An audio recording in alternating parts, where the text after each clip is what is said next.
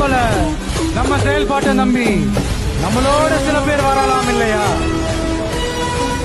அதுக்கான அரசியல் சூழல் உருவாகலாம் இல்லையா? அப்படி வர்றவங்களையும் நாம அன்போட அரவணைக்கணும் இல்லையா?